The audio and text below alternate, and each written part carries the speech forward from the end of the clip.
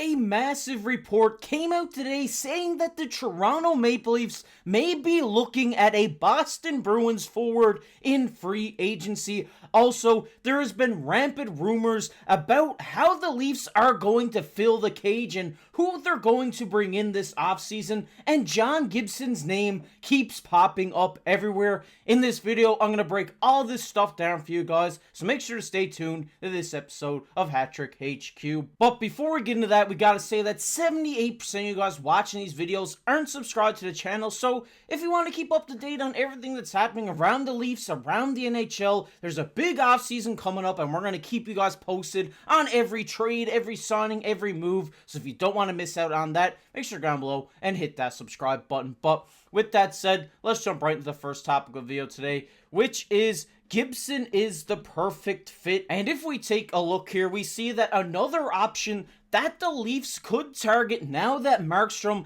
has been traded, and with still the UC Saros rumors going around, there is a cheaper option for them, and that is Ducks goaltender John Gibson. They say here, even though he's, 31 years old in less than a month, he posted a 3.57 GAA and an 8.98 save percentage this season. And yes, those numbers don't look amazing, but when you look at the team that he had in front of him, kind of a Ducks team that's on the rise right now, weren't really expecting them to be solid contenders. The numbers make sense here, and they say here he carries a cap hit of $6.4 million for 3 more years. So if you do bring him in, you are going to get him for 3 seasons as a Leaf. And before I get into the later things in this video, I just gotta say, I think that John Gibson would be the perfect fit for the Toronto Maple Leafs. I think more teams now, as I've said in the past, are adapting that 2 goalie tandem style of hockey, and I think that's what the Toronto Maple Leafs and Brad Treliving want to do. They want to have 2 solid goaltenders that they can put any of them in net and know that they're going to succeed and go out there and do their job and try to come home with the win for Toronto. And I think Joseph Woll has that in him to be a starter goalie. I think that Woll is a 1A goalie, and if they just go out and sign a backup, I think that could work. But I think if they want to kind of manage the workload here between goaltenders, John Gibson is the perfect option to go out there because he's a veteran. He could teach Woll a lot of good tricks of the trade he's learned throughout his career, and I think these 2 guys together would be a really good tandem. And we've seen Woll go down with injury in the playoffs and stuff like that, so having him as the 1A, you are risking that, maybe playing him for so many games, he may get injured or whatever it may be. So if you have another solid goaltender there that can split the workload, would really help him as well. But I think that Woll is a great goaltender and that he could be a starter, but I think the 2 tandem is perfect for Toronto. And if we just look at this screenshot here, they say the cap hit can be taken care of by getting the Ducks, who aren't expected to compete for a couple more years, to have a lot of space to retain half of his salary, which would bring his contract cap hit to $3.2 million per season for, I guess, the next 3 years for the Toronto Maple Leafs. I think this is perfect. I think you would have to throw in, decent value here to get them to retain half salary for 3 years, which, that kind of trade piece in my mind is a first round pick, which they do have for this season. And if I'm the Leafs, I think you go all in. You get rid of this pick. Obviously, you could draft someone, but they're not going to be there to heavily compete for you for at least 2 seasons. And I think this would just be better off spent trading and getting another piece for your organization, like a John Gibson in at half retained. Yes, a first round pick seems like a lot for Gibson, where his numbers have dwindled over the last little while, but you gotta, take into account that he's been on this Anaheim Ducks team, where they're nowhere comparable to where the Toronto Maple Leafs are at right now, and I think if he gets on a solid team, his numbers will eventually climb up, in my opinion, and I think this first round pick should definitely be spent on goaltending, and I think John Gibson is the perfect option here. But if we just take another look here, what they say in this article, they do say basically what I just said, his numbers have been dwindling over the last little while. But when you look at the Ducks, D-core, their best defenseman last season was Ratko Gudas, who was averaging over 20 minutes of ice for them. And he says even with the weaknesses the Maple Leafs have on the blue line, they do plan on spending a lot of this $20 million in cap space to bring a great blue line to Toronto, because they already have the forwards, they already have the star power, they already have the goal scoring. The thing that they're kind of lacking is that defense. So if they go out, spend most of this money towards their blue line, that would really help any goaltender that's in net, and especially John Gibson if he comes in, because, he's not used to playing with, a great blue line in front of him. He's been a solid goaltender, a very great goaltender in the NHL for quite some time, with, the defense not being the best. We've seen him steal games at times in his career, and I think this is what the Toronto Maple Leafs need. It's not going to be a big star, trade like a UC Saros or something like that, but John Gibson is the perfect option in my opinion. You get him in at $3.2 million a season. He can ride the two tandem with Wall, and then you don't have to worry about your goaltending. We've seen Samsonov and Wall kind of ride the tandem last year.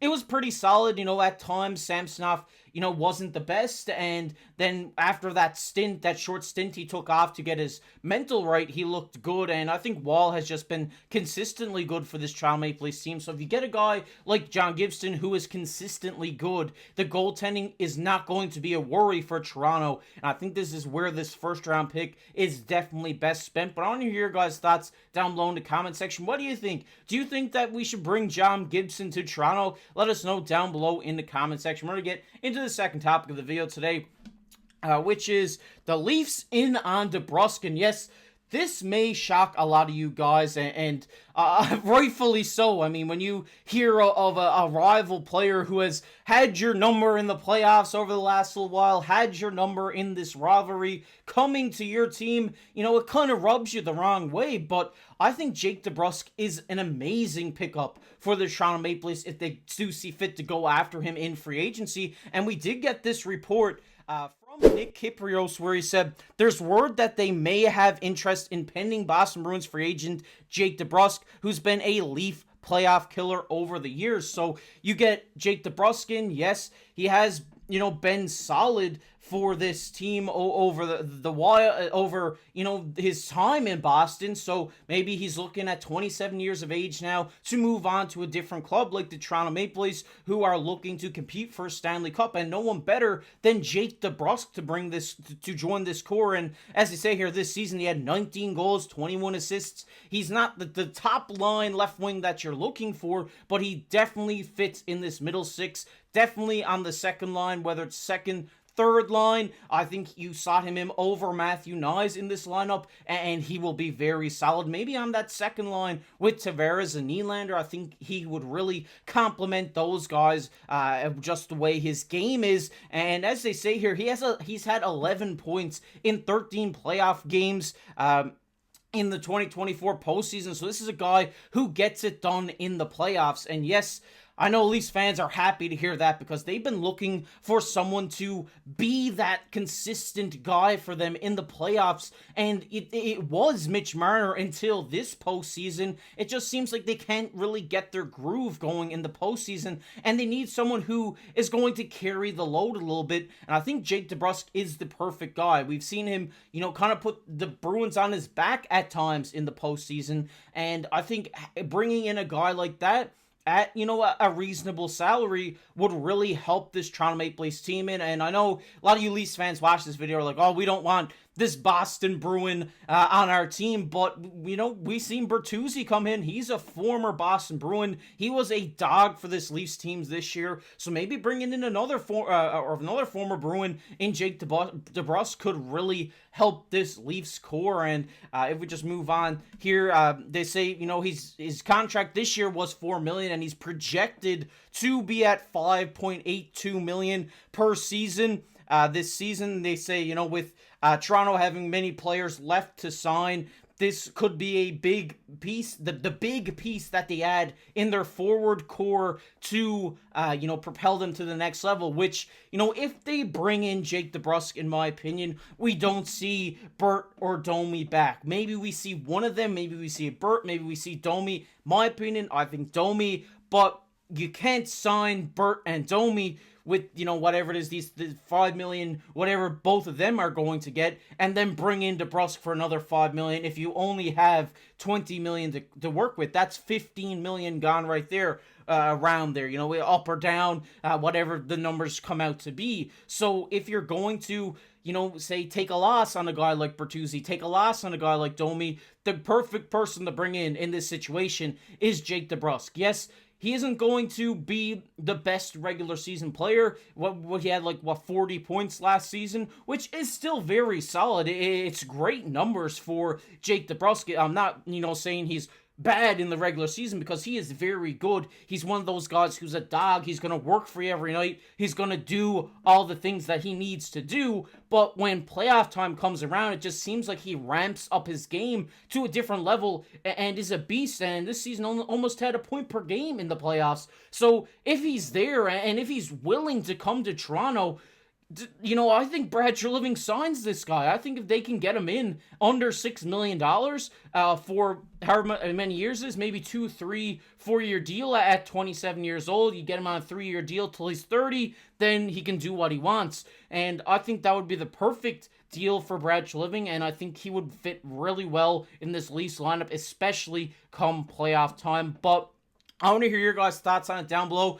Do you not want to see Jake DeBrusk come to Toronto, or do you agree with me? Do you think he would be a great option to fit in here, or would you just rather see Domi and Bertuzzi come back and just let DeBrusk walk away? Or would you like to see DeBrusk come in and let either Domi or Bertuzzi walk away? Love to read your guys' thoughts on that down below in the comment section. We're going to get into everybody's favorite topic here, which is comment of the day. And the comment of the day today goes to Mill. Mill says, good value for Calgary, although the real win is that Wolf will be getting starts now. I think he has potential to be a really good starter, and I definitely have to agree with you here, Mill. I think this is the perfect situation for Calgary, because obviously they get rid of Markstrom, who's a bit aging, goes to a team like New Jersey, who they really needed a goaltender, but Calgary kind of in the retool right now. We've seen shades of Dustin Wolf being very, very good in Calgary, so now he gets that chance to prove